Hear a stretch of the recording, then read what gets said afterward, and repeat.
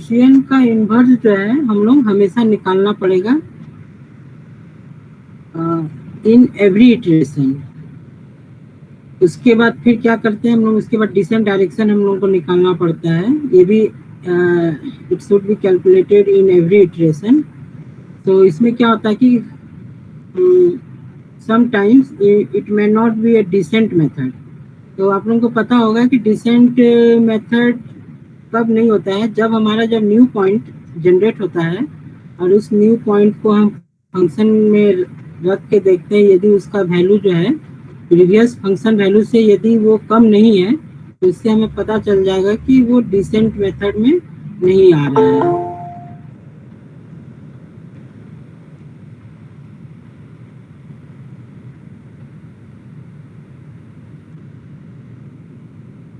So,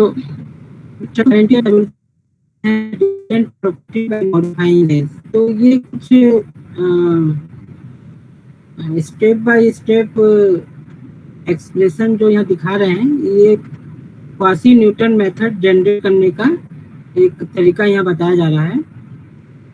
quasi Newton method में क्या है कि ये जो मेथड आया है ये जनरली न्यूटन मेथड से मोटिवेट होकर आया हुआ है। न्यूटन मेथड में हम लोग क्या करते हैं कि हेसियन निकालते हैं, हेसियन का फिर इन्वर्स निकालते हैं। लेकिन क्वासी न्यूटन में क्या करते हैं, अप्रोक्सीमेशन, कुछ अप्रोक्सीमेट वैल्यू लेते हैं जो कि it is just equivalent to inverse of your Hessian. जैसे न्यूटन मेथड में हेसियन का इन्वर्स जो निकालते थे, यहाँ पर क्या करेंगे उसका अप्रोक्सीमेशन कुछ वैल्यू लेंगे that is very similar to inverse of Hessian, और उसको इस फॉर्म में लिखेंगे एक्स के प्लस 1 इक्वल्स टू एक्स के minus alpha h k g के। एक्स के प्लस 1 क्या है, ये हमारा न्यू पॉइंट है, और एक्स के क्या है, पुराना वाला पॉइंट है, प्रीवियस पॉइंट। अल्फा आपका क्या है, स्टेप लेंथ है जो कि हमें कंप्यूट करना है। और मतलब में हमने बताया था कि अल्फा जो है वो गोल्डन सेक्शन मेथड से कंप्यूट करेंगे या फिर जो आपका फॉर्मूला एक में लिखा था अल्फा के, इस मेथड से भी वो अल्फा कंप्यूट होगा। और ये जो एच के है ये आपका अप्रोक्सीमेशन हेसियन इसको बोलते हैं क्वासी न्यूटन मेथड में, अप्रोक्सीमेशन हेसियन। ये जो कि वही इन्वर्स हेसियन की जैसा ही काम करेगा, लेकिन वो एक्चुअल में इन्वर्स हेसियन होता नहीं है। और ये जीके जो है आपका ग्रेडियंट है, ठीक है, प्रीवियस पॉइंट पे जो ग्रेडियंट जो भी होगा वो वैल्यू यहाँ पर हम रखेंगे। So here it is written HK is n cross n real matrix, alpha is positive search parameter और step length भी इसको बोलते हैं। I'm not going to detail in theory parts because you know all these things.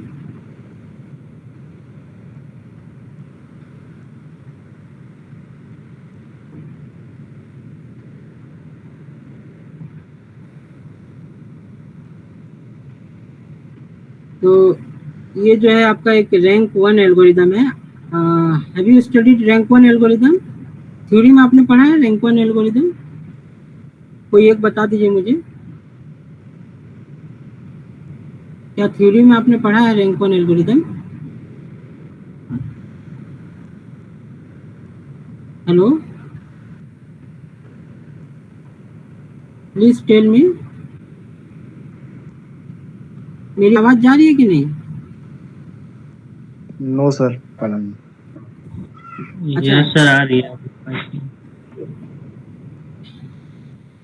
आपने quasi Newton में क्या पढ़ा है? क्वासी न्यूटन में आपने क्या पढ़ा है? ओके, बता देता हूँ। देखिए यहाँ के जो इटरेशन है, पहला इटरेशन है, 0 लेंगे, select an initial value x0। इसे मैं और अच्छे से समझाना चाहूँगा, इसमें समझा देता हूँ।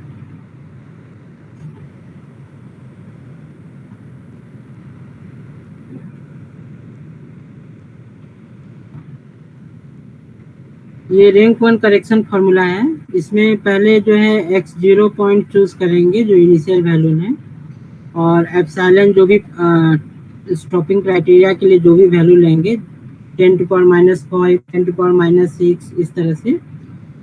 आवाज सुनाई दे रही है? Yes sir. Okay Yes. और सेट, हाँ ओके ओके। सो के का इटरेशन वैल्यू 0 रखेंगे, 1 भी रख सकते हैं, ये आपके ऊपर डिपेंड करता है। अब देखिए यहाँ पर जो H0 है वो पहले हम क्या करेंगे, एक आइडेंटिटी मैट्रिक्स लेंगे। ये आइडेंटिटी मैट्रिक्स का ऑर्डर कितना होगा, यहाँ देखिए लिखे हैं, IN is the identity matrix is the number of variables of function. यदि आपका फंक्शन का वेरिएबल 2 है तो ये जो हो जाएगा 2x2 का आइडेंटिटी मैट्रिक्स लेंगे। यदि आपका फंक्शन वेरिएबल 3 है तो इसका जो आइडेंटिटी मैट्रिक्स होगा 3x3 होगा। उसके बाद मैट्रिक्स मैक्स इस ITR is the number of iteration to perform, कितने नंबर ऑफ इटरेशन तक ये हम जाएंगे। उसके बाद ये क्या है आपका स्टेट नंबर 5 में, ये स्टीपेस्ट डिसेंट का फॉर्मूला है, GK equals to grad f of xk के पर फंक्शन वैल्यू क्या होगा वो यहाँ लिखेंगे। उसके बाद डिसेंट डायरेक्शन कंप्यूट करेंगे, -HK multiply with GK। HK आपका जो है आइडेंटिटी मैट्रिक्स है। और इसके बाद हम क्या लिखेंगे, कंप्यूट अल्फा के या इस फॉर्मूला से अप्लाई कीजिए या गोल्डन लाइन अप्लाई कीजिए या अल्फा के यहाँ से अप्लाई कीजिए। ये जो आर्गमीन alpha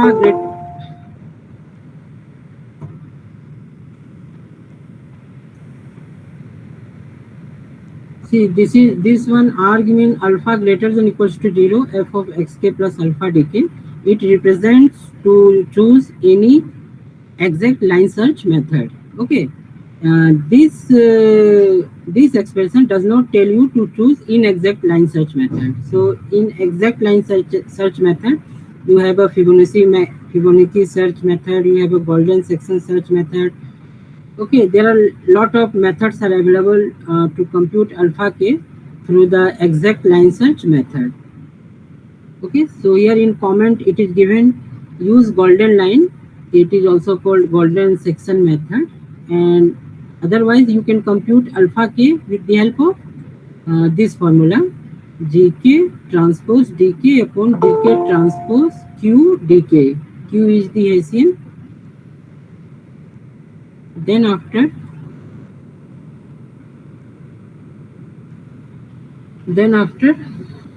we have to update the next point. So here it is written xk plus 1 equals to xk plus alpha dk.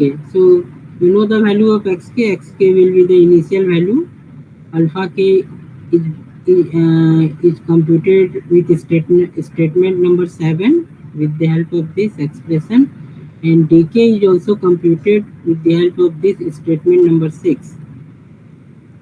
And after that we have to compute hk plus 1. So this is the formula that you have to remember actually. First, in the first iteration you have to take the identity matrix for H0, and in the next iteration you have a formula for rank 1 method that is to be remembered by you, and you have to write the code, MATLAB code for this statement, hk plus 1 equals to hk plus this one. So this has been computed or this has been derived from the theorem that I am leaving it. hk plus 1 निकालने के बाद फिर क्या करेंगे, यहाँ पे आपका check होगा if function f of xk plus 1 minus f of xk less than epsilon, if stopping criteria is satisfied, then we get the optimal solution is x star, and we get the function value at x star. Yadi if this condition will not be satisfied, this statement number 10 will not be satisfied, then your control will come to this position at statement number 4. Okay, in the next iteration, first iteration the value of k is 0, in the next iteration the value of k will be 1. Okay, after that again we have to compute gk equals to grade f of xk plus 1, it will be xk plus 1 in the next iteration. then dk equals to minus hk plus 1 gk plus 1. So here at this time the value of hk will be computed with the help of this statement, number 9. So this is a very easy iterative method, and similarly we have to write the code for this.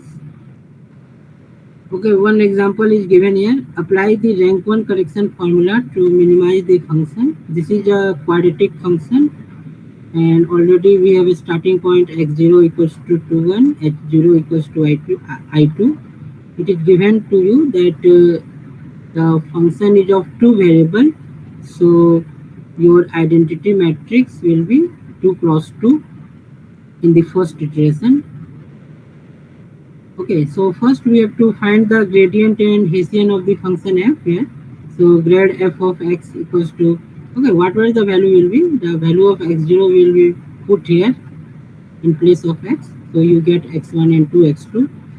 After that we have to compute the Hessian. Hessian is represented here as capital Q.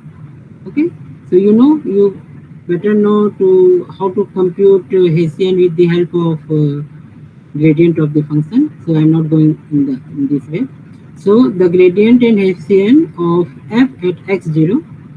Okay, so in the place of x0 is 2 1. So you have to put, so g0 will be 2 2 and q will be 1 0 0 2. Okay, this is a positive definite matrix. So Hessian q is positive definite given that h0 in first iteration h0 will be I2. This h0 will be I2. I2 is the identity matrix of 2 cross 2. So given that h0 equals to 1 0 0 1, which is also a positive definite, the search direction at x0, so you have to compute the search direction. Sometimes optimizers descent direction in place of search direction also. आप इसको search direction भी बोल सकते हैं, decent direction भी बोल सकते हैं. That is represented by d0. So d0 equals to minus h0 g0. Okay, so h0 is already given to you, that is identity matrix, so it has been put here, and already you know the value of g0 that has been computed earlier. So you got the value 2 2 here. After computing you got this vector. So here it is written, since f is quadratic, so if f is quadratic, then the step length is computed as alpha 0. Okay, so the thing is that if the function is quadratic, so at that time you have to use this formula. This formula will not work for the non quadratic function. यदि आपका function non quadratic हो जाएगा तो step length जो है इस formula से आप कंप्यूट करेंगे तो आपका आंसर नहीं आएगा, करेक्ट ऑप्टिमल सॉल्यूशन आपको नहीं मिलेगा. उसके लिए फिर आपको क्या करना होगा, जो इन एग्जैक्ट लाइन सर्च मेथड होता है, जैसे कि Wolfe method, strong Wolfe method, backtracking method, Armijo Wolfe condition जो होते हैं, उससे हमें अल्फा का वैल्यू निकालना होगा, तब you will get the correct answer. But our function is very easy, it is a quadratic, so we use this formula, and after putting all the value of this vector, so we get 2/3, which is positive. So we compute next point.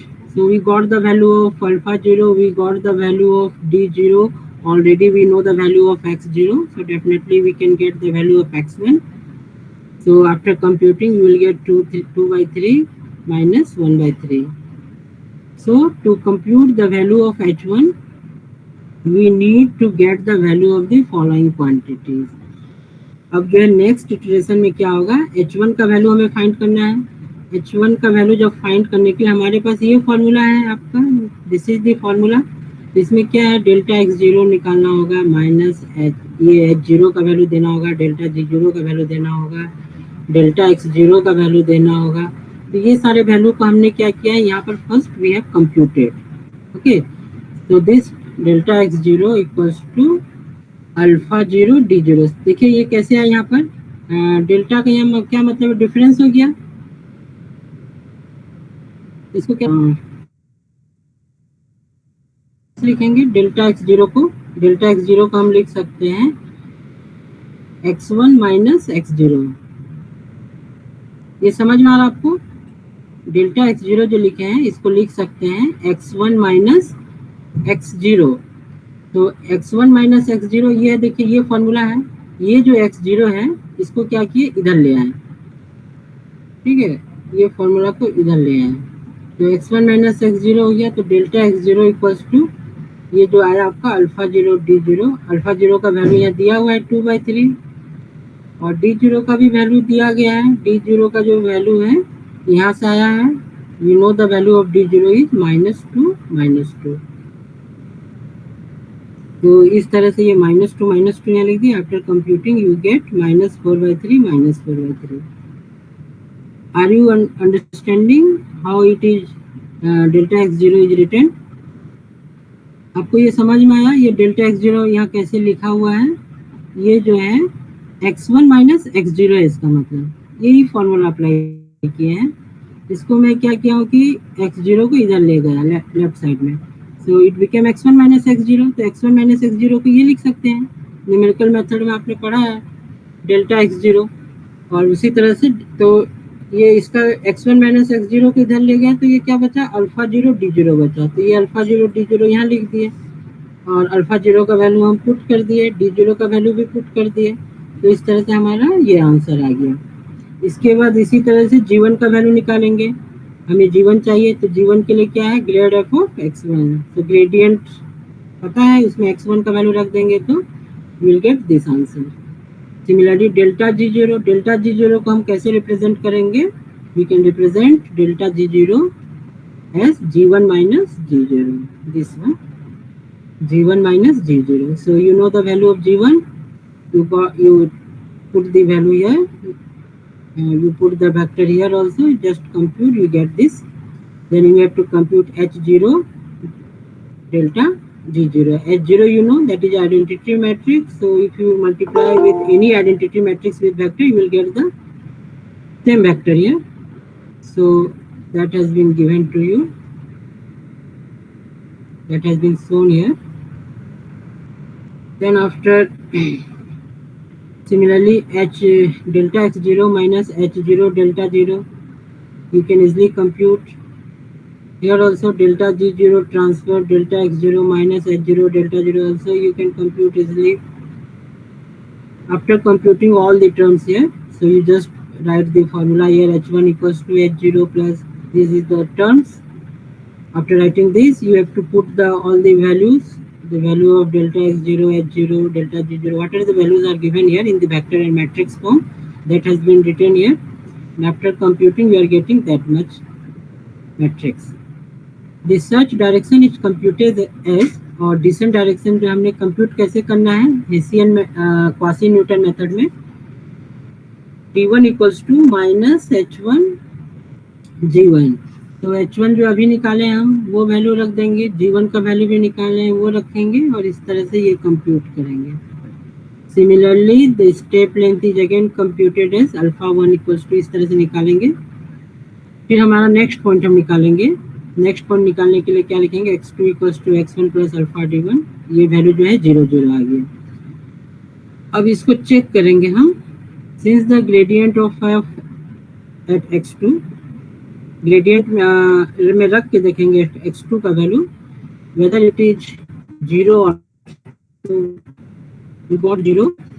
Therefore the ranked 1 correction algorithm stops. Since the objective function f is quadratic, thus we get the minimum point x star equals to x2 equals to 0 0 and the minimum value of function f of x star equals to 4 in 2 iterations only. इसका मतलब ये है कि rank 1 method में यदि आपका function quadratic है और 2 वेरिएबल्स का है तो आपका सॉल्यूशन जो है 2 नंबर ऑफ इटरेशन में देगा. यदि your function is of 3 variables and it is quadratic, so you will get the answer in 3 iterations and it will work like this. So you have given some remark here. Rank 1 correction algorithm solves a quadratic function of 2 variables in 2 iterations only. Similarly, we can write rank 1 correction algorithm solves a quadratic function of 4 variables in 4 iteration only. यदि 4 variable का है तो 4 iteration में solve होगा, 5 variable का है तो 5 iteration में सॉल्व होगा. It works like that. और इसमें दिखाए हैं कि डायरेक्शन D0 एंड D1 और Q कॉन्जुगेट जो आपका डिसेंट डायरेक्शन हर इटरेशन में निकलता है. यदि प्रीवियस डिसेंट डायरेक्शन और अभी का डिसेंट डायरेक्शन को यदि इसको हम मल्टीप्लाई करें with hessian Q, so we get the Q conjugate direction हमें मिलेगा.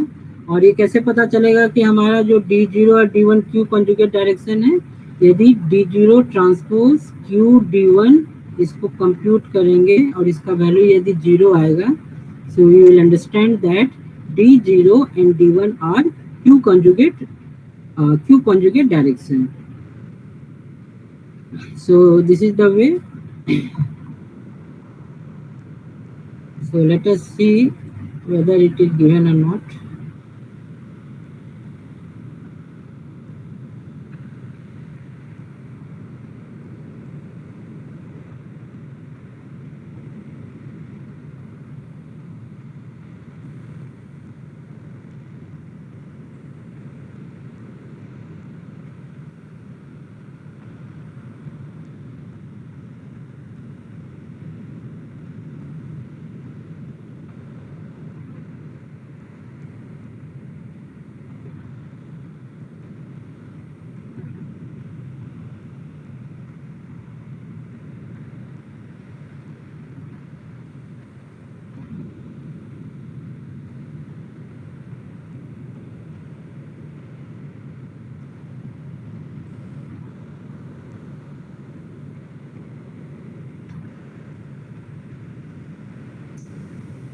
रैंक 1 मेथड जो है वो इसमें नहीं है, लेकिन वो आप लोग कोड आप लोग लिख लीजिएगा. मैं जब ये कोड शेयर करूंगा तो उसी हिसाब से वर्क करेगा.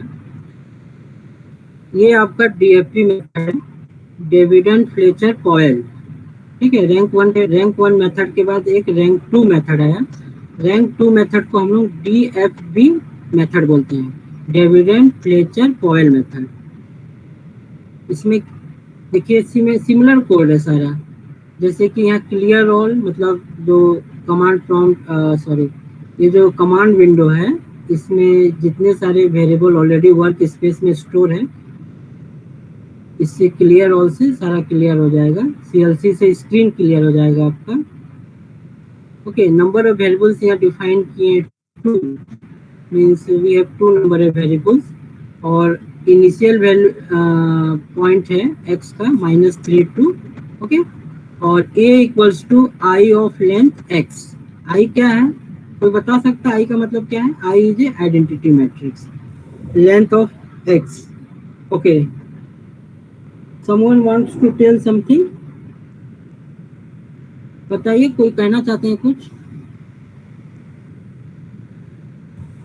नहीं सर, वो क्वासी न्यूटन वाला जो बताया उसका रियल लाइफ यूज थोड़ा बताएंगे? क्या बोले? रियल लाइफ इम्पोर्टेंस वाला. अच्छा, real life importance. Power flow में यूज होता है या कंप्यूटर नेटवर्किंग में भी? क्वासी वाला हम लोग को पढ़ाया नहीं गया है.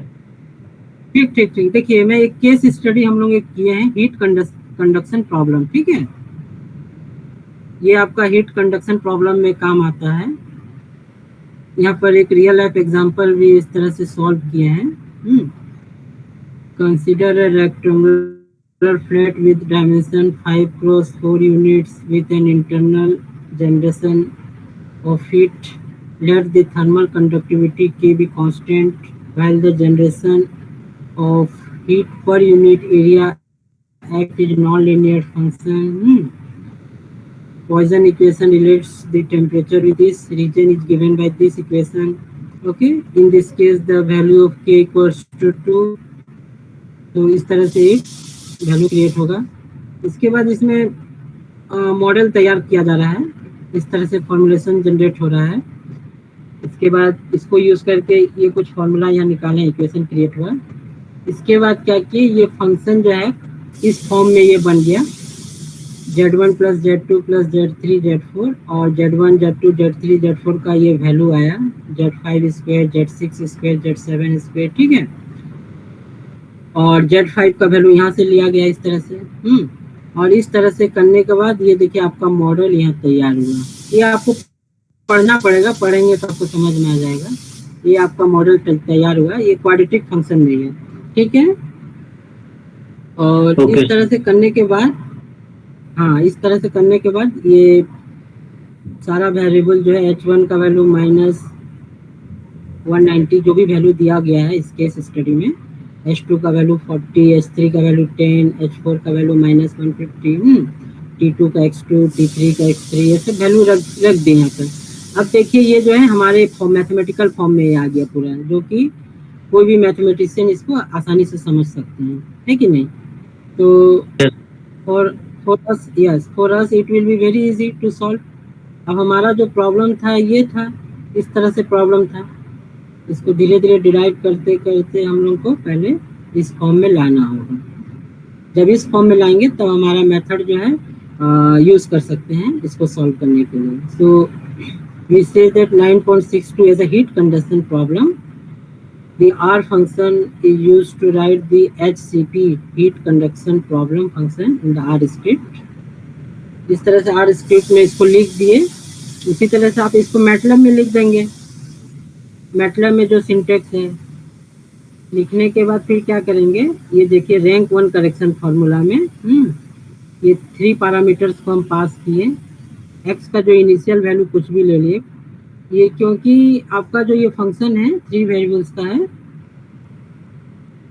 ये सॉरी 4 वेरिएबल का है फंक्शन, जो x 4 वेरिएबल का है, इसके लिए x का जो एलिमेंट होगा 4 होंगे। ये स्टॉपिंग क्राइटेरिया 10⁻⁻7 लिए। कितने नंबर ऑफ इटरेशन तक एग्जीक्यूट करेगा, तो 100 नंबर ऑफ इटरेशन तक। तो इस तरह से देखिए इटरेट हुआ, 5 नंबर ऑफ इटरेशन में सॉल्व कर दिया। 0 जो है ये इनिशियल इटरेशन है, देखिए ये 4.7, 6.1, 6.5, 8.0 ये लिखे हैं, ये पहला इटरेशन, मतलब ये इनिशियल इटरेशन, ये वैल्यू जो दी है। नेक्स्ट इटरेशन आपका यहाँ से जाएगा, ठीक है, 1 से। तो ये 4 नंबर ऑफ इटरेशन में ये सॉल्व कर रहा है, ठीक है ना। इसके बाद फिर इसी प्रॉब्लम को देखिए डेविड एंड फ्लेचर पॉयल मेथड से सॉल्व किए हैं। पहले इसको रैंक 1 मेथड से सॉल्व किए, फिर डेविड एंड फ्लेचर पॉयल मेथड से सॉल्व किए। इतना नंबर ऑफ इटरेशन यहाँ लग रहा है, इतना नंबर ऑफ इटरेशन भी यहाँ लग रहा है, सेम वैल्यू दे रहा है। देखिए 4.8520, 6.0545, यहाँ भी देखिए सेम वैल्यू दे रहा है, 6.4042, 6.4042 सेम वैल्यू दे रहे हैं यहाँ पे। उसका मिनिमम पॉइंट इस तरह से जनरेट हो गया, ऐसी कोड लिखा गया है, ये आप भी लिख सकते हैं। इसके बाद जो BFGS मेथड है, ब्रॉयडन फ्लेचर गोल्डफ्राप सानू मेथड, ऐसे करके ये बड़े बड़े मैथमेटिशियन थे, ये चारों लोग मिल के निकाले, अलग अलग जगह पे निकाले मिल के, तो इसीलिए इसका नाम दे दिया गया BFGS मेथड। इसमें भी देखिए वही सेम वैल्यू आ रहा है, सेम वैल्यू इसमें भी जनरेट हो रहा है। तो इस तरह से केस स्टडी हम लोग दिए हैं यहाँ पे। और भी बता दे रहा हूँ कि इसका मेथड जो इसका यूज जो होता है आपका इमेज प्रोसेसिंग में होता है। डेटा एनालिसिस, जो डेटा साइंस आज का जो बहुत ही अच्छा टॉपिक माना जाता है रिसर्च के लिए भी और जॉब पर्पस के लिए भी, वहाँ भी इस मेथड का अप्लाई होता है डेटा साइंस में। आप MSc डेटा साइंस या MTech डेटा साइंस कहीं भी IIT का कोर्स स्ट्रक्चर में देखेंगे तो ये सारे मेथड को वहाँ पढ़ाया जाता है, और रियल लाइफ में भी इसका यूज होता है, डेटा एनालिसिस में काम करने के लिए होता है इसका काम। इसका रियल लाइफ में मैनेजमेंट में भी काम होता है, इकोनॉमिक्स में काम होता है। जैसे हमें कितना प्रॉफिट चाहिए, कितना मतलब प्रॉफिट होना चाहिए, उसमें इसका काम होता है। एक पोर्टफोलियो सिलेक्शन प्रॉब्लम है, वहाँ काम होता है इसका, ठीक है। इसका जो है पोर्टफोलियो सिलेक्शन प्रॉब्लम में भी काम होता है।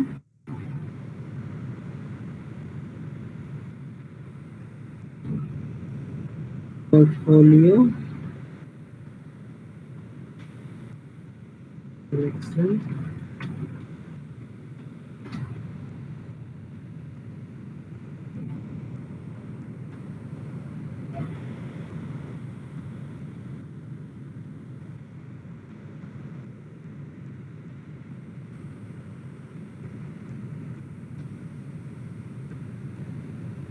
दिखा देता हूँ एक, इस तरह से हम लोग पेपर भी पब्लिश किए हैं।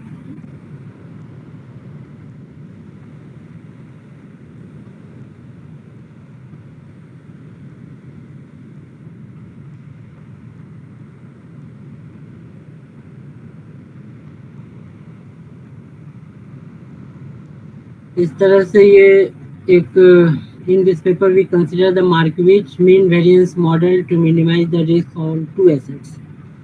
तो एक प्रॉब्लम है जिसमें दो एसेट्स यूज किया गया है, उसमें से किस एसेट्स के ऊपर प्रॉफिट होगा। ये एक तरह का रियल लाइफ प्रॉब्लम है। इस तरह से का है, इस ऑब्जेक्टिव फंक्शन को हम लोग मिनिमाइज कर रहे हैं, और मिनिमाइज करने के बाद इसका हम लोग कोड यहाँ पर लिखे हैं। और इस कोड के जरिए हमने पता लगाया कि किस एसेट्स में हम यदि अपना पैसे को इन्वेस्ट करेंगे तो हमें कम रिस्क होगा और प्रॉफिट ज़्यादा होने का चांस है। तो ये एक रियल लाइफ एग्जांपल है। इस तरह का भी काम आप लोग कर सकते हैं। समझ में आया? यस। ओके। और भी बहुत सारा है, मैनेजमेंट में भी इसका काम आता है, इकोनॉमिक्स में भी आप देख सकते हैं इसको। तो देखिए कि कोड इसको हम समझा देते हैं, इसके आधार पे आप सारा कोड लिख लेंगे। यहाँ पे डेल एक्स का जो है 10⁻³ वैल्यू ले लिया है central difference formula apply use करने के लिए। यहाँ पे जो है फंक्शन मल्टी वैर फंक्शन जो है, ये जो फंक्शन है ये फंक्शन ऑलरेडी डिफाइन किए हैं, और इस स्क्रिप्ट में इस फंक्शन को हम लोग कॉल कर रहे हैं। Already this function is in the same folder where this script code is present, और उसका जो वैल्यू है एफ अल्फा अंडरस्कोर प्रीवियस में जाके स्टोर हो रहा है। ये सारा कुछ ऐप प्रिंटर पे यूज़र को समझने के लिए यहाँ लिखा गया है कि इनिशियल फंक्शन वैल्यू जो होगा ये बता देंगे कि कितना हो रहा है, फिर number x vector F of x derive मतलब ये ग्रेडियंट हो गया, नॉर्म ऑफ ग्रेडियंट। तो ये नंबर मतलब इटरेशन नंबर है, एक्स वेक्टर मतलब नया जो भी पॉइंट आएगा वो सारा वैल्यू यहाँ पर जनरेट होगा, और उसके कॉरस्पॉन्डिंग उसका जो फंक्शन वैल्यू होगा वो एफ ऑफ एक्स में आएगा। अब देखिए इटरेशन जो है वो 1 से 100 तक लेके जा रहे हैं, थाउजेंड्स तक भी जा सकते हैं। ये हम लोग का तो जो फंक्शन क्वाड्रेटिक है तो इतना नंबर ऑफ इटरेशन की जरूरत नहीं है, फिर भी हम लोग यहाँ लिख दिए हैं। यहाँ देखिए इफ आई इक्वल्स टू 1 तो डिराइव प्रीवियस ग्रेड बैक। अब ये क्या होगा, ग्रेडियंट निकालेंगे, इसका फंक्शन का ग्रेडियंट निकालेंगे। फंक्शन का ग्रेडियंट निकालने के लिए हमें 3 पैरामीटर को पास करा रहे हैं, एक एक्स को, एक डेल एक्स को, एक number of variables. Number of variables जितने होंगे वो आ जाएंगे, ऑलरेडी यहाँ लिखे हैं नंबर ऑफ वेरिएबल्स। आपका नंबर ऑफ वेरिएबल्स 2 है, वो इसमें कॉल कर देगा। उसके बाद हाँ डेल एक्स का जो वैल्यू है ये आपका 10⁻³ है, वो वैल्यू आ जाएगा। एक्स का जो वैल्यू है -3/2 that will come here. So after this statement, after executing this statement, we got the gradient of function at x0 and that will be stored in derive underscore rev. इसके बाद search क्या है, search मतलब descent direction और search direction, इसी को लिखे गए हैं।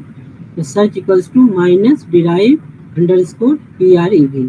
तो ये क्या ग्रेडियंट है, ग्रेडियंट ऑलरेडी यहाँ से निकाले हैं, उसका नेगेटिव ले रहे हैं, डिसेंट डायरेक्शन ले रहे हैं, तो वो कंप्यूट करेगा, वो वैल्यू सर्च में आ जाएगा। इसके बाद देखिए यहाँ क्या किए, alpha comma f alpha equals to golden function. ये गोल्डन सेकंड मेथड अप्लाई किए हैं अल्फा का वैल्यू निकालने के लिए। उस अल्फा पे एफ का वैल्यू क्या होगा, इसका मतलब समझे कि नहीं। अल्फा का वैल्यू निकालें, जो एफ अल्फा है इसका मतलब होगा एफ ऑफ एक्स के प्लस 1 इक्वल्स टू, जो लिखते हैं एक्स के प्लस 1 का वैल्यू क्या होता है, एक्स के प्लस 1 का वैल्यू होता है एक्स के प्लस अल्फा के डी के। तो एक्स के प्लस 1 का वैल्यू होता है एक्स के प्लस अल्फा डी के, और उस एक्स के प्लस 1 को एफ जो फंक्शन है उसमें रखेंगे तो वो एफ अल्फा वैल्यू देगा आपका। इसके बाद देखिए यहाँ क्या लिखे, absolute F alpha minus F alpha previous less than epsilon 1। ये स्टॉपिंग क्राइटेरिया है। बहुत सारा स्टॉपिंग क्राइटेरिया है, 4-5 स्टॉपिंग क्राइटेरिया है। आप कोई भी ऑप्टिमाइजेशन का किताब लेके देखेंगे तो उसमें डिस्क्राइब किया रहता है कि किस किस तरह का स्टॉपिंग क्राइटेरिया हम ले सकते हैं प्रॉब्लम, ताकि हमारा जो फंक्शन है वो कन्वर्ज कर जाए।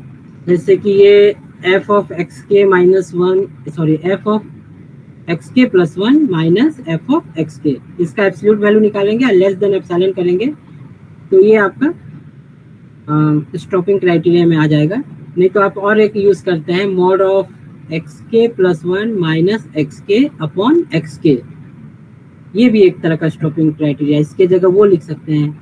या फिर वो लिखिए ग्रेड एफ ऑफ एक्स के लेस देन एप्सिलॉन, वो भी लिखेंगे तो वर्क करेगा। ये आपके ऊपर, चॉइस के ऊपर है कि आप ये यहाँ पर क्या लिखना चाह रहे हैं, तो आप कुछ भी लिखिए वर्क करेगा। उसके बाद देखिए F alpha previous F alpha, F alpha का वैल्यू निकालना है गोल्डन सेक्शन मेथड से, वो एफ अल्फा प्रीवियस में आ जाएगा। ये नया पॉइंट जो जनरेट कर रहे हैं एक्स के plus one equals to x के plus alpha star search, MATLAB में तो अब एक्स के प्लस वन नहीं लिख सकते हैं। मतलब हमारा प्रोग्रामिंग क्या है, जैसे कि कुछ वैल्यू को असाइन करना है और वही सेम वैल्यू में नया वैल्यू को असाइन भी कर सकते हैं। तो that logic we have already studied in C language. तो इसीलिए लिखे यहाँ x equals to x plus alpha star search. X का जो प्रीवियस वैल्यू होगा वो होगा यहाँ, अल्फा का जो वैल्यू निकालेंगे वो होगा, सर्च का वैल्यू ऑलरेडी निकाला है। ये सारा वैल्यू कंप्यूट होने के बाद वो x में जाके ही स्टोर होगा, तो ये x जो हो जाएगा ये x के प्लस वन एक्चुअल में है। एल्स में क्या करेंगे, ये delta X equals to alpha star search, ये एक तरह का डेल्टा एक्स का एक वैल्यू जनरेट करेंगे। If I greater than true, next iteration में delta X equals to delta X transpose. ये डेल्टा एक्स क्यों लिखे हैं यहाँ पे, जो आपका नेक्स्ट हेसियन निकालना है। नेक्स्ट हेसियन कब निकल रहा है, नेक्स्ट हेसियन जो है आपका निकल रहा है नेक्स्ट इटरेशन में। फर्स्ट इटरेशन में जो है हेसियन जो है वो आपका आइडेंटिटी मैट्रिक्स है। सेकेंड इटरेशन में हेसियन जो है आपका वो फॉर्मूला है। रैंक वन मेथड में वो एक अलग फॉर्मूला है, रैंक टू मेथड में एक अलग फॉर्मूला है, और BFGS मेथड में एक अलग फॉर्मूला है। सब जगह तीनों का अलग अलग फॉर्मूला है। तो वो फॉर्मूला के लिए उसमें हमें उस फॉर्मूला में डेल्टा एक्स का जरूरत है, इसलिए डेल्टा एक्स का यहाँ वैल्यू निकाल लिए। अब देखिए डिराइव का वैल्यू निकाले, डेल्टा जी का वैल्यू निकाले, टर्म वन टर्म टू, मतलब जो चाहिए हमें H1 के लिए जो चाहिए, H1 का जो वैल्यू है वो सारा वैल्यू यहाँ पर कंप्यूट किए हमने। वो कंप्यूट करने के बाद ए इक्वल्स टू, ए जो है आपका ए में स्टार्टिंग में था, ए आपका आइडेंटिटी मैट्रिक्स था। देखिए यहाँ पर ए जो था आइडेंटिटी मैट्रिक्स था फर्स्ट इटरेशन में। सेकेंड इटरेशन में ए का वैल्यू जो हो जाएगा, तो जो फॉर्मूला होगा उस फॉर्मूला पे ए का वैल्यू होगा, ठीक है। उसके बाद जो डिसेंट डायरेक्शन है, और इसको अब बोलेंगे quasi Newton direction. Quasi Newton direction बोल सकते हैं एज ए जनरल, और क्योंकि ये DFB मेथड है तो इसको बोलेंगे DFB डिसेंट डायरेक्शन बोलेंगे। अब इसको DFB descent direction, Davidon Fletcher Powell. तो search equals to minus A star derive transpose, ये लिखें। उसके बाद फिर इसका हमको जरूरत पड़ेगा अल्फा का वैल्यू निकालने के लिए, तो गोल्डन सेक्शन मेथड को फिर कॉल कर दिए यहाँ पे, और इस तरह से ये प्रोसेस चलता रहेगा। फिर से यहाँ पर और एक कंडीशन दे दिए ब्रेक करने के लिए। तो ये वर्क करता रहे, ये चलता रहेगा, तब तक चलता रहेगा जब तक हमारा कंडीशन सेटिस्फाई ना हो जाए। कंडीशन जब सेटिस्फाई हो जाएगा तो ये कन्वर्ज हो जाएगा।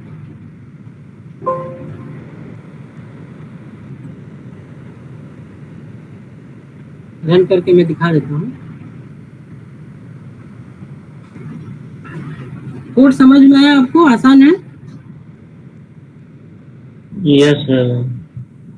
हाँ, कोड बहुत आसान है। यस सर, देखिए 33 चीजें हैं वही। क्या बोले वही सर, जो फॉर्मूला बताया था उसी बेसिस पे पूरा मैचिंग में है। बस। हाँ, वो फॉर्मूला आपको याद हो गया तो आप उसको आराम से लिख सकते हैं, और कुछ नया चीज नहीं है यहाँ पे। बस अब कोड में लिखने में थोड़ा सा एरर होगा, वो 4-5 घंटा आपको बैठना पड़ेगा। यह सब प्रैक्टिस करेंगे तो बहुत सारी टेस्ट प्रॉब्लम। हाँ, सही बोल रहे हैं। तो देखिए यहाँ पर जो है 1 आया है, ये 0 आया है। 21 फंक्शन के लिए आया, देख लेते हैं यहाँ पे।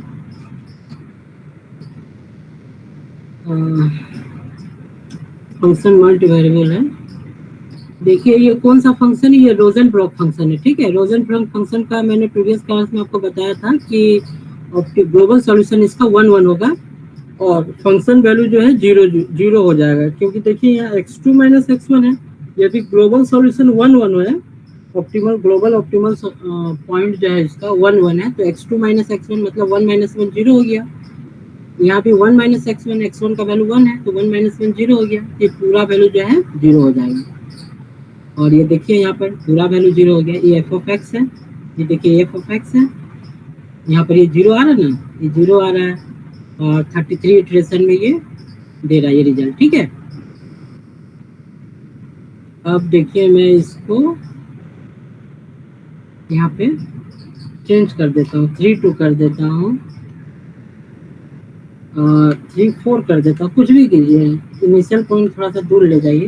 अभी देखते हैं कितने नंबर ऑफ इटरेशन में ये सॉल्व करते हैं। Once you learn, it is very interesting and you can do research also in this area. Very demand in management science, in computer science, in mathematics also. Mathematics का हर field में optimisation use होता है। Partial differential equation में भी मैं देख रहा हूँ कि ऑप्टिमाइजेशन यूज हो जा रहा है। वहाँ के जो रिसर्च करने बड़े बड़े प्रोजेक्ट ला रहे प्रोफेसर, उनको भी ऑप्टिमाइजेशन की जरूरत पड़ रही है। तो इसमें जो ऑप्टिमाइजेशन में यदि आप लोग रिसर्च करेंगे तो you have a very bright future. यहाँ देखिए 48 इटरेशन में ये दे रहा है कि नहीं, 48 इटरेशन में ये दिया आपका वैल्यू 1.00। ये अप्रोक्सीमेट रिजल्ट दे रहा है क्योंकि मैटलैब से हम लोग सॉल्व कर रहे हैं, हमको इसको एज्यूम करना पड़ेगा कि ये आपका 1 ही है और फंक्शन वैल्यू जो है ये 0.00 है। और कुछ दूर कर लीजिए, इनिशियल वैल्यू को और दूर करेंगे तो और लेट में ये सॉल्यूशन देगा। देखते हैं ये डाइवर्ज करेगा या काम करेगा। 34 लिखते हैं।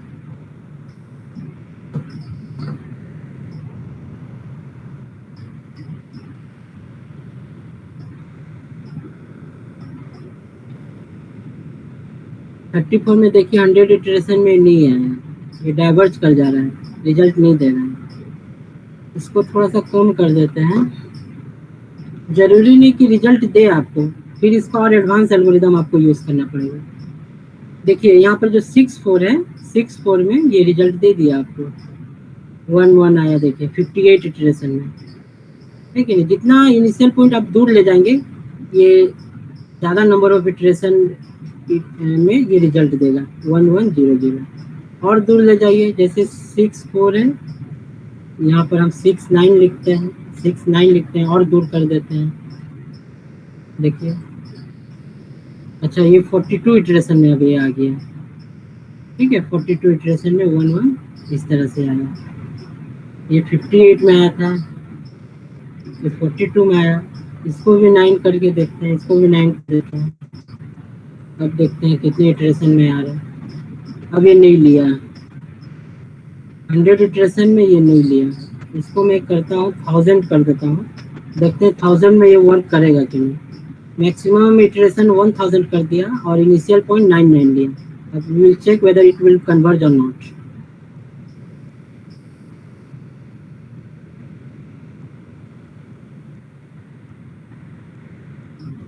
देखिए 1000 में भी कन्वर्ज नहीं किया, तो फिर इसका इटरेशन और बढ़ाएंगे, ठीक है ना। ऐसे बढ़ाते रहेंगे, चेक करते रहेंगे कि ये काम कर रहा है कि नहीं कर रहा है। ये एल्गोरिदम जो भी आपको अभी बता रहे हैं, ये क्वाड्रेटिक फंक्शन के लिए बेस्ट है, नॉन क्वाड्रेटिक फंक्शन के लिए बेस्ट नहीं है। जरूरी नहीं कि वो कन्वर्ज करे हर पॉइंट पे। तो this is a matter of research. इसी पे लोग रिसर्च कर रहे हैं कि किस पॉइंट पे कन्वर्ज होगा, किस पॉइंट पे नहीं होगा। और SCI में अच्छे अच्छे जर्नल में लोग पेपर पब्लिश करवाते हैं इसके जरिए, ठीक है। मेरा बहुत सारा पेपर इससे पब्लिश हो गया है। ये देखिए 24 इटरेशन में आ गया।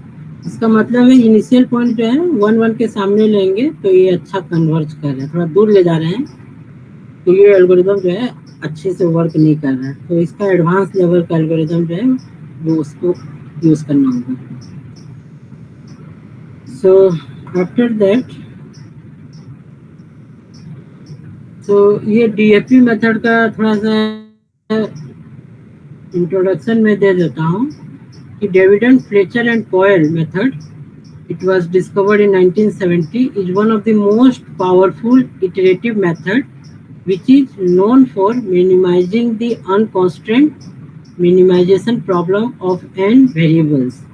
This iterative method was derived by W. C. Davidson in 1950, who referred this method as the variable metric method, and later modified and clarified by R. Fletcher and M.J.D. Powell in 1963. देखिए 1950 में ये method इन्होंने निकाला था, डेविडन निकाले थे, लेकिन 1963 में फ्लेचर एंड पॉवेल जो है उसी को थोड़ा सा रीडिस्कवर किए, उसको और थोड़ा सा मॉडिफाई किए, बहुत ज़्यादा मॉडिफाई नहीं किए होंगे, थोड़ा सा ही किए होंगे. It was the first quasi-Newton method to generalize the secant method for a multidimensional problem. The DFP algorithm was the dominating algorithm for more than a decade, and it was found to work well in practice. तो 10 साल मतलब से भी ज़्यादा समय तक ये जो था, मतलब और भी बहुत सारे एल्गोरिदम डेवलप हुए, लेकिन it was very powerful algorithm during और एट दैट टाइम 1963, 70, 80s में ये जो डेविडन फ्लेचर पॉयल है, ये बहुत ही पावरफुल मेथड था उस जमाने में. इसी को लोग और थोड़ा जनरलाइज करते हैं और थोड़ा सा मॉडिफाई करते हैं तो और कम इटरेशन में रिजल्ट दे देता है, और ये फॉर्मूला है आपका डीएफपी के लिए. और वही सेम एल्गोरिदम है, कुछ नया एल्गोरिदम नहीं है. जो रैंक 1 मेथड में आपने लिखा था वही डीएफपी एल्गोरिदम में लिखेंगे, बस स्टेटमेंट नंबर 9 जो है वो बदलेगा और बाकी सब सेम टू सेम रहेगा. ये खाली स्टेटमेंट नंबर 9 चेंज होगा HK+1 और बाकी सारा सेम टू सेम रहेगा. उसी तरह से वही सेम मैनुअली यदि हम इसको सॉल्व करना चाहें तो इस तरह से सॉल्व कर सकते हैं. ये क्वाड्रेटिक फंक्शन का है. इसके बाद एक मेथड है that is also very powerful, that is also very powerful.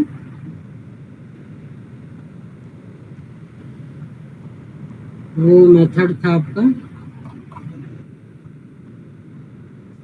BFGS method. ठीक है, ये बहुत ही पावरफुल मेथड था. उसके बाद एक आया है, it is possible to update the Hessian rather than its inverse at every iteration. रैंक 1 रैंक 2 में क्या कर रहे थे कि इन्वर्स मैट्रिक्स लेके चल रहे थे. अभी ये बोल रहे हैं it is possible to update the Hessian rather than its inverse at every iteration. Such popular update formula was suggested independently in 1970s by Broden, Fletcher, Goldberg, and Sanu that had proven to be most effective in many applications. And we will see this it one application in the form of case study to solve the problem of heat condition. This method is known as BFGS algorithm. The BFGS method replaces the conjugate gradient technique for solving the nonlinear function. In order to derive the BFGS update, we use the concept of duality or complementarity. So ये कुछ method है जिसके द्वारा BFGS method को हम लोग solve करते हैं. और ये आपका BFGS एल्गोरिदम है. BFGS में ये जो HK+1, ये देखिए बहुत बड़ा है, मतलब ये बहुत बड़ा है. इस वैल्यू को अभी आप कंप्यूट करेंगे और सारा चीज को सेम रखेंगे, वो रिजल्ट दे देगा आपको. तो ये फॉर्मूला है आपका, ये फॉर्मूला था आपका, ये प्रॉब्लम है. इस तरह से इसको सॉल्व करते चले जाएंगे.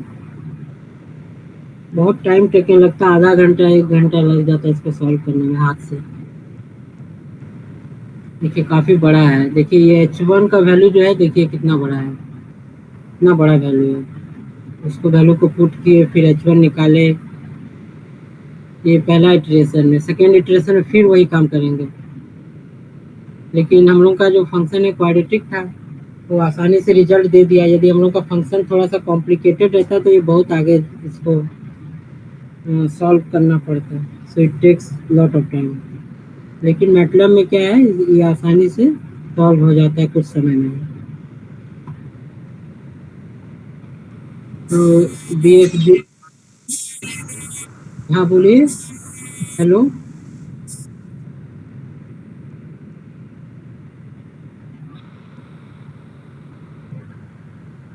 कुछ डाउट है तो बोलिए, समझ में नहीं आ रहा तो पूछिए मुझसे। मुझे समझ आ गया, वो था कोड शेयर कर देंगे सारा। हाँ, कोड तो बोला था मैं शेयर करूंगा आपको। तो ये आज का क्लास के लिए मैं रुका हुआ था, ये सारा शेयर करूंगा। 2 ईमेल आईडी मुझे आपने भेजा था, तो उसी में यस मैं शेयर कर सिर्फ दूँ। जी। और सर ये था पीडीएफ भी शेयर कर दीजिएगा। ठीक है, ये देखिए आपका वही BFGS है, सारा चीज वही है, ये सारा चीज वही है, बस ये वैल्यू जो है चेंज होगा। A equals to A plus term 1 plus 2, सब वही का वैसा ही रहेगा। इसको रन कराएंगे।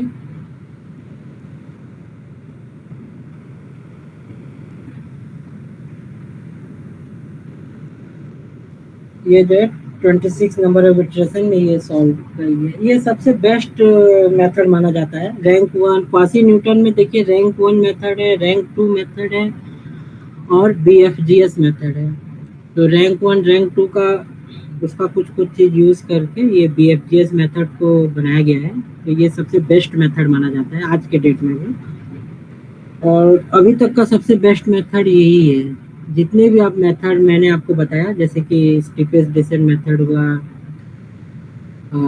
न्यूटन मेथड तो अच्छा है, दो एक इटरेशन में रिजल्ट दे देता है, लेकिन उसमें प्रॉब्लम ये है कि जो इनिशियल पॉइंट है वो आपका ऑप्टिमल सॉल्यूशन के सामने होना चाहिए, ऑप्टिमल पॉइंट के सामने होना चाहिए, तभी वो एक इटरेशन में वो सॉल्व करेगा।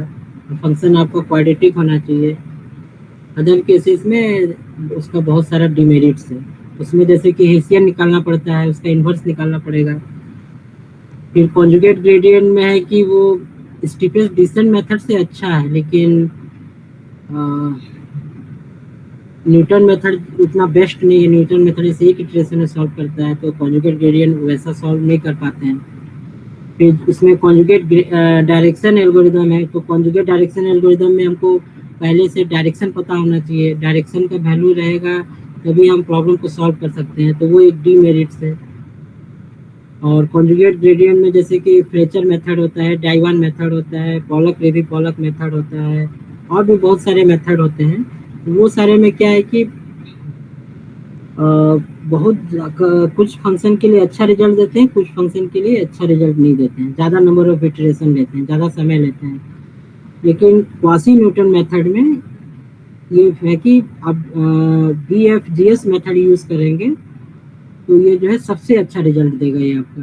इसमें बहुत अच्छा मेरिट्स है, और इसमें जो है मेमोरी भी ज़्यादा यूज़ नहीं होता है, और भी इसका बहुत सारा एडवांस लेवल वाला एल्गोरिदम भी डेवलप हुआ है, जैसे कि लिमिटेड मेमोरी BFGS मेथड बोला जाता है, एक बोला जाता है मेमोरी लेस BFGS मेथड।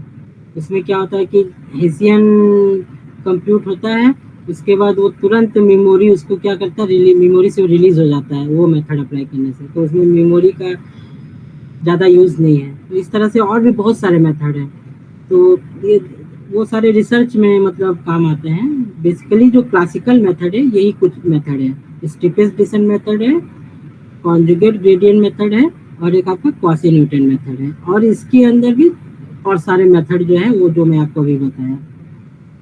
और इसी सारे मेथड को कांस्टेंट ऑप्टिमाइजेशन में यूज करके सॉल्व किया जाता है।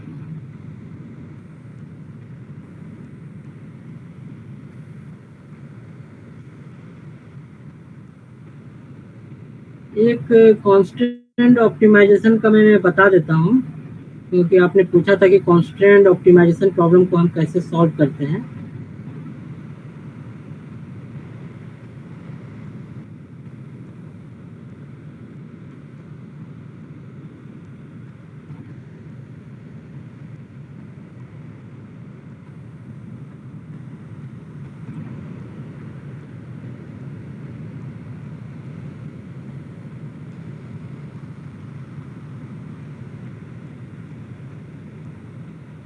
मल्टी ऑब्जेक्टिव भी ये सब नहीं बताऊंगा, ये सब आपके क्लियर का नहीं होगा। ये एक जैसे एक मॉडल है, minimize f of x subject to GIX less than equals to 0, HJX equals to 0, ठीक है। I equals to 1 to m है, J equals to 1 to r है, R is less than n, M is less than n। n आपका number of variables है यहाँ पे। और ये आपका एक मतलब लोअर बाउंड और अपर बाउंड बोला जाता है। एक्स का जो वैल्यू हम चूज करेंगे इस एक्स एल और एक्स यू के अंदर ही रखेंगे। So this is a model of constraint optimization problem.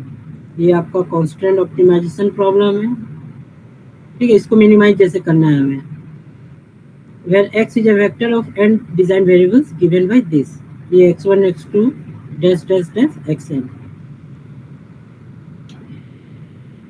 ठीक है। जैसे कि ये प्रॉब्लम है, minimize this subject to this, और इसमें एज्यूम करते हैं कि f g i h i are the differentiable function.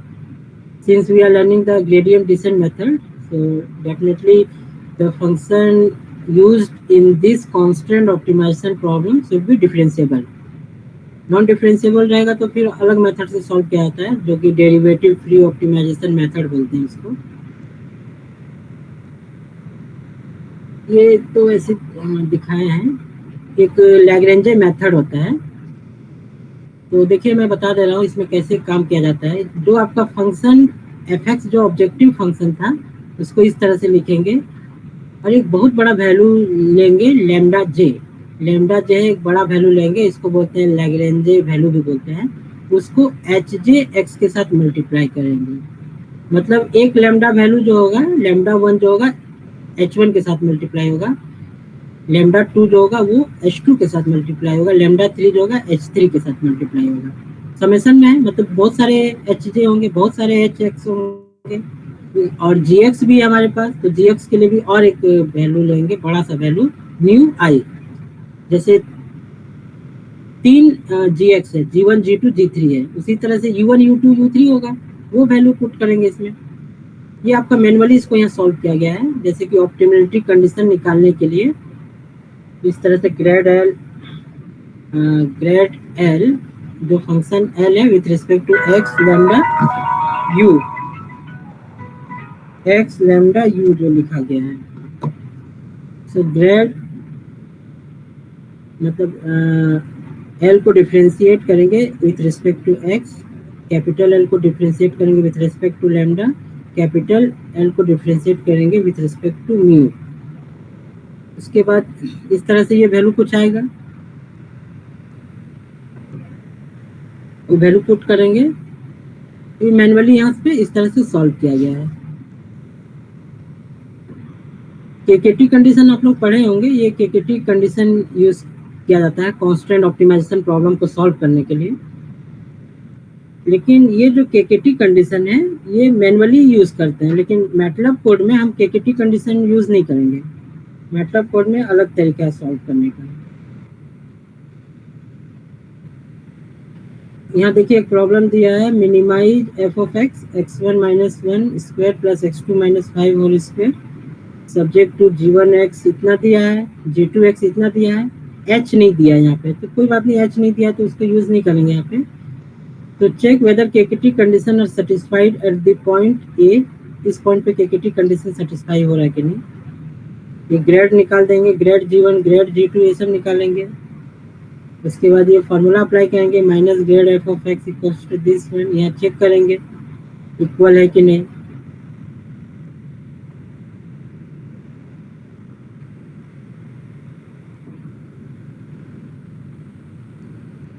इसमें जो एक मेथड होता है लैग्रेंजे मेथड में, एक होता है पेनल्टी फंक्शन मेथड।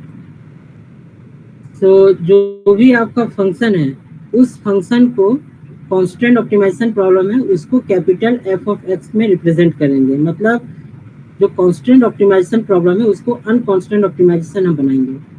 तो अनकांस्टेंट ऑप्टिमाइजेशन बनाने के लिए क्या करेंगे, जो ऑब्जेक्टिव फंक्शन है ये एफ ऑफ एक्स लिख दे यहाँ पे, और ये आर के वैल्यू लिखे। आर के जो है पेनल्टी पैरामीटर, एक बहुत बड़ा कुछ वैल्यू लेंगे हम अपने से एज्यूम करके। और देखिए ये जो है एच जे स्क्वायर एक्स इस तरह से लिखेंगे, प्लस आर के पेनल्टी पैरामीटर है, ये जी आई एक्स स्क्वायर, ये जो है इस तरह से लिखेंगे हम। मैटलैब में भी हम ऐसे ही लिखेंगे। उसके बाद जो जी आई एक्स है वो max of 0, g i x, इस तरह से इसको लिखेंगे मैटलैब में। लिखने के बाद उसको हम क्या करेंगे, देखिए यहाँ पर यूज किया गया, let us use the Davidon Fletcher Coyle method to solve the unconstrained optimisation problem. मतलब ये जो आपका प्रॉब्लम था, ये जो प्रॉब्लम था आपका, ये आपका प्रॉब्लम था constant optimization problem subject to this constant, ये आपका है। और ये ऑब्जेक्टिव फंक्शन है, ये कांस्टेंट है, तो ये कांस्टेंट ऑप्टिमाइजेशन हो गया। इसको पहले क्या करेंगे, अनकांस्टेंट ऑप्टिमाइजेशन में कन्वर्ट किए इस तरह से, इस फॉर्मूला को यूज करके अनकांस्टेंट ऑप्टिमाइजेशन में कन्वर्ट करेंगे।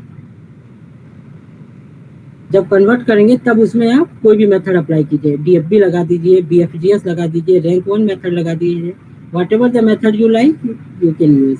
जो भी मेथड वो आपका इंटरेस्ट से आप लगाइए वो वर्क करेगा।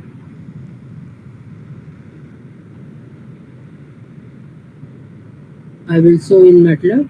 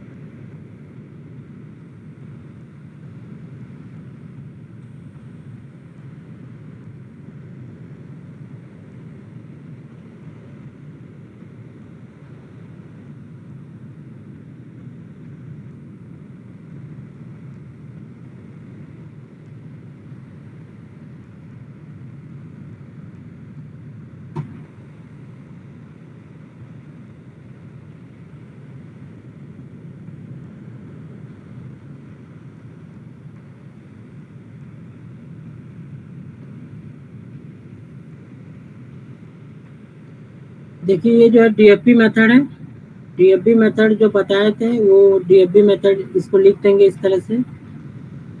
लिखने के बाद इसमें जो है आपका फंक्शन है, और फंक्शन पे बहुत सारे तरीका है लिखने का, तो इस तरह से के लिखेंगे हम। ये जो x1 minus 1 square plus x2 minus 5 square है, ये आपका ऑब्जेक्टिव फंक्शन है, ठीक है। पेनल्टी जो है 0.0 स्टार्टिंग में इतना ले लिए। कांस्टेंट के लिए एक अलग फंक्शन बनाएंगे, उसको इसके अंदर कॉल करेंगे, और पेनल्टी जनरेट करने के लिए ये फॉर्मूला अप्लाई करेंगे, penalty equals to penalty plus HI square. उसी तरह से penalty equals to penalty plus GI square. GX का वैल्यू रहेगा तो ये पेनल्टी उसके लिए काम करेगा, HX का वैल्यू रहेगा, HX इक्वल्स टू 0 वाला वैल्यू रहेगा तो ये पेनल्टी काम करेगा।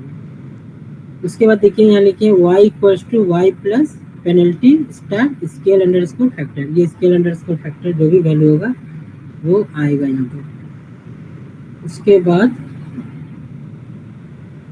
गोल्डन सेक्शन, ये आपका स्टेप लेंथ यूज करने के लिए फॉर्मूला है। डीएफबी मेथड में गोल्डन सेक्शन मेथड का अप्लाई करेंगे तो वो फॉर्मूला है। ये आपका कांस्टेंट है।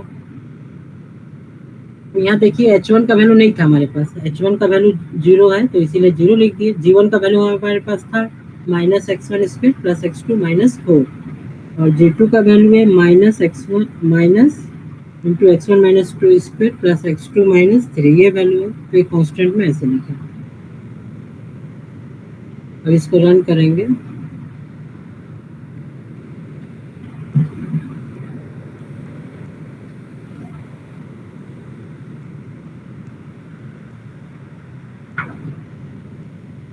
तो इस तरह से ये रिजल्ट आएगा। इसका वैल्यू 0.750 4.56 पे। पेनल्टी जो है, पेनल्टी वैल्यू जो है बढ़ता चला जाएगा, 1 5 9 18 43 69 इस तरह से। तो उसी कांस्टेंट ऑप्टिमाइजेशन प्रॉब्लम को सॉल्व करने के लिए बहुत सारा मेथड है। Lagrange function method, penalty parameter method है, सीक्वेंशियल क्वाड्रेटिक प्रोग्रामिंग मेथड है, इस तरह से बहुत सारा मेथड है। तो इस तरह से हम लोग इसको सॉल्व कर सकते हैं। कांस्टेंट ऑप्टिमाइजेशन प्रॉब्लम में और कुछ जानना है तो आप पूछ सकते हैं मुझसे। नहीं सर, अभी तो इतना ही है। और तो मैं आपको भेज देता हूँ, और कुछ मुझसे जानना है तो बताइए, नहीं तो मैं अब स्टॉप करूँगा। मैं भेज दूंगा आपको code.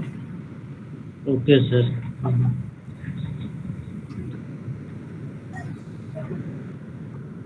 Okay. So I am closing my session. Thank you sir. And I will. Okay, thank you. And I will send the code to the email ID that I have received by you all. Okay sir. Okay. Okay. Thank you.